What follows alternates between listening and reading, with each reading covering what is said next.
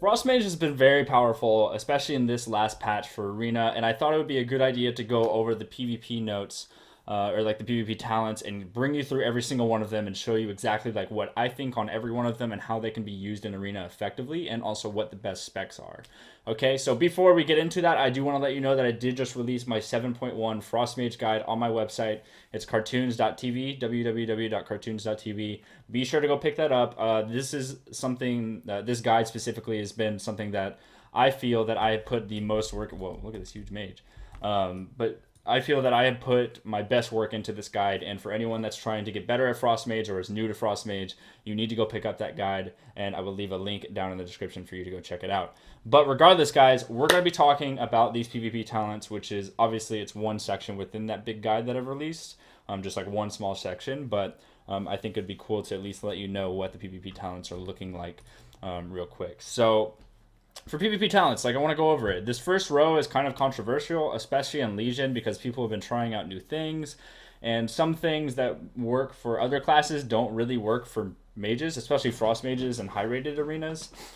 So I want to talk about it, and I think this first row is really going to be mostly Gladiator's Medallion. Okay, so there's a lot of controversy because in the tournaments people would use adaptation, and they started switching over to Gladiator's Medallion, and that's because that when you're a mage, you are in, especially Frost Mage, you're inherently inconsistent. Like it's a burst class. It's when you have Ice Nova and Frost Nova and Pet Freeze and Glacial Spikes available, or when like the diminishing returns on your polymorphs are up or down. Like that all is determined based on like a very like specific point in an arena where you feel that you have to trinket. It's not always going to be whenever it's just up. Adaptations like this automatic trinket every 1 minute, and that's not really super useful, okay, as a frost mage, because you need to be able to use your trinket on demand when you need it, as opposed to adaptation triggering whenever you don't need it, whenever you don't quite need the talent to happen. So that's why most people are taking Gladiator's Medallion. You're going to want to take that against most like teams with a spammable long CC. So for example, if you're fighting against another mage, if you're fighting against maybe a Shadow Priest, if you're fighting against a Warlock, for example, with their spammable fears, or even a Cyclone, for example.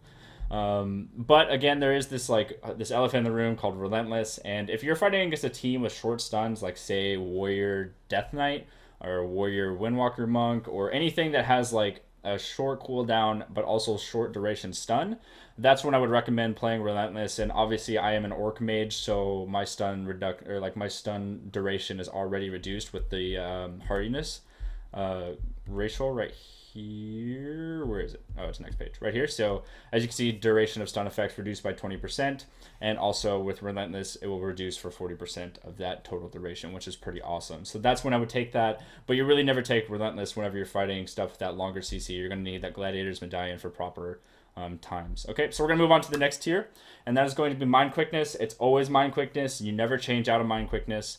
Train of Thought is cool, but you really never have an opportunity where you're not being attacked for 8 seconds. And there's also a lot of AoE abilities. There's a lot of cleave abilities in Arena, and a lot of just random stuff that's happening that will hit you. That will like hit you for even a small amount. Dots going out, whatever. And that pretty much makes this talent useless. But however, haste is really useful at all times. So a lot of what frost mages do in Arena is they actually just like cast polymorphs, or they'll cast frost bolts or glacial spikes, and being able to do that 6% faster passively without any like way of countering that kind of talent is pretty useful. And then with initiation, critical chance of your damaging abilities increased by 30% on targets that have nearly full health. That's not really useful as a frost mage because you have shatter, and shatter pretty much makes it so that you can pretty much always crit. So as you can see there, you're pretty much always critting at the times that you want to be critting. So there's really not a whole big reason to have initiation, in my opinion.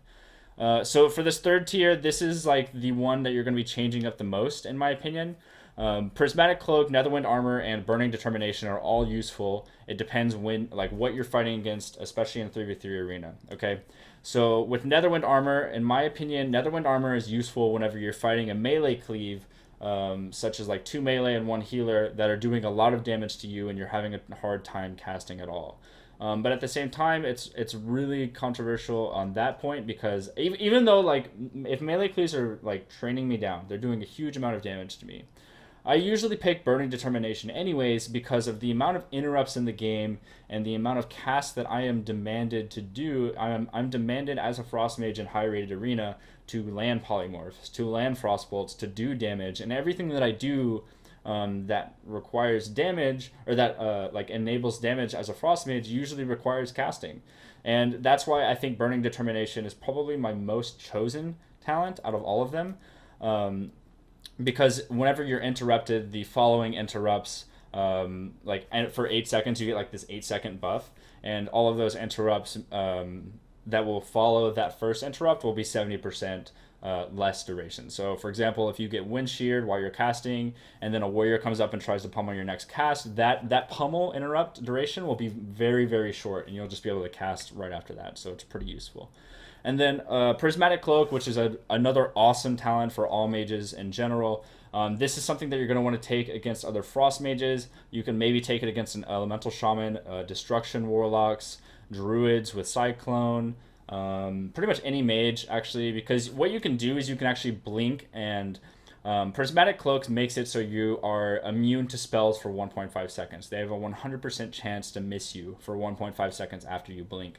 And how is that useful? Okay, so Frost Mages, what they do in order to do damage is they like build up their Glacial Spike, and whenever Glacial Spike comes out, and say a Frost Mage throws a Glacial Spike at you that will probably kill you, you can actually blink right before the Glacial Spike hits you, and that spell will miss and do no damage to you. And same goes with like Destruction Warlock Chaos Bolts, Druid Cyclones, Mage Polymorphs, Warlock Fears, Elemental Shaman Lava Burst. I mean, the list goes on, but that's when you're going to want to take that, is when you feel that there's somebody on the enemy team that can burst you down very quickly with one spell, like one direct spell, or multiple spells or whatever. And that's why I think Prismatic Cloak is super useful. That'll bring me to the next tier. So Temporal Shield's pretty much always taken. I'll get into the other choice in just a moment, but Temporal Shield's really strong. It envelops you for 4 seconds and also heals back all of that damage that you'll take for 4 seconds. So you put up the shield, whatever damage you take, and in that amount of time, whenever Temporal Shield fades, you actually heal back all of that damage. It's like an alter time kind of effect. This was in Mist of Pandaria, and it was really cool, and they brought it back for Legion. It's been successful so far. So Dense Ice really isn't useful because for some reason a lot of the melee classes don't actually deal physical damage. And that goes with like Demon Hunters, for example. Pretty much most of their damage is chaos damage. So it just goes through the Dense Ice shield. And I mean, if you look at, for example, like Assassination Rogues, a lot of their damage is actually given through like nature damage and whatnot. I mean, Dense Ice is a cool concept, but since the game has been designed over so much different types of damage, especially with melees, this becomes inherently not as useful as Temporal Shield. So that's why Temporal Shields like just beats it, in my opinion. And then Kleptomania. Kleptomania is good whenever you fight Resto Druids and you're trying to like do this all-in type thing. You're pretty much like deciding that you're going to steal all of the Restoration Druids' hots and go for a kill in that amount of time where the target does not have any heals on them. Okay, so this is good because Restoration Druids actually have a PvP talent called Overgrowth, and Overgrowth applies all of the Restoration Druid hots in one spell, so it's not super crazy. Since you have Kleptomania, what they can do, if you see them use their Overgrowth, you can use your Spell Steal. But the problem with that is that you can only Spell Steal once every 30 seconds, so it's a trade-off. That's why I usually take Temporal Shield, but Kleptomania is always there in case you decide to go for that strategy. I guess that you're going to have to make that decision on your own. So the last two talent tiers are very simple. Deep Shatter is always taken. You never get out of Deep Shatter because of how strong it is. Increases your Frostbolt damage by 150% on frozen targets, but takes away most of your generation of Fingers of Frost. And this is always taken. You never spec out of this. The other two are pretty much trash. Chill to the Bone is terrible. You never take it. And then Frostbite is cool, but Deep Shatter just beats it because you need that damage. And without Deep Shatter, you don't do a whole lot of damage. Okay? So nothing crazy there. You just always take Deep Shatter. And then the last talent tier, these are like trash. Like they're garbage. These are like the worst talents, PvP talents I've ever seen Frostmage have. And that is the Concentrated Coolness, which means you can put your Frozen Orb at like a casted range as opposed to just throwing it out. Really useless. It does a little bit more damage, but Frozen Orb doesn't do that much damage in the first place, so whatever. I never take that. And then Burst of Cold, again, is like super useless because it makes it so your Frost Nova instantly resets the cooldown of your Cone of Cold and increases damage by 600%. For 6 seconds. I mean, that's a cool concept, but Cone of Cold doesn't do any damage, so 600% of nothing is still nothing. So you never take it. However, Ice Form is awesome. It's an awesome talent. I really like the talent. It's a 45-second cooldown. I think it's actually a minute. I don't know why it says 45 seconds, but it was a minute last patch. I don't think it changed, but that's odd. Anyways, it's either 45-second cooldown or it's a minute cooldown. It should be a minute, and it turns your body to ice and replaces icy veins, so you no longer have icy veins. But your Frostbolt damage is increased by 30% during that amount of time, and also grants you immunity to stun and knockback effects, and it lasts for 12 seconds. So why this is so useful is actually because not only does it increase your Frostbolt damage, which is super useful, but with your artifact weapon, you get Chilled to the Core every time you use Ice Form. And Chilled to the Core means that while you have your Ice Form up, you also do 20% increased frost damage. So that means you could be doing nearly 50% increased damage, or a little bit more than 50% based on how the math works for that specific talent. But yeah, you get Chilled to the Core every time you Ice Form. It's super useful, so be sure to pick up Ice Form and Deep Shadow. They're always taken. It's super worth it.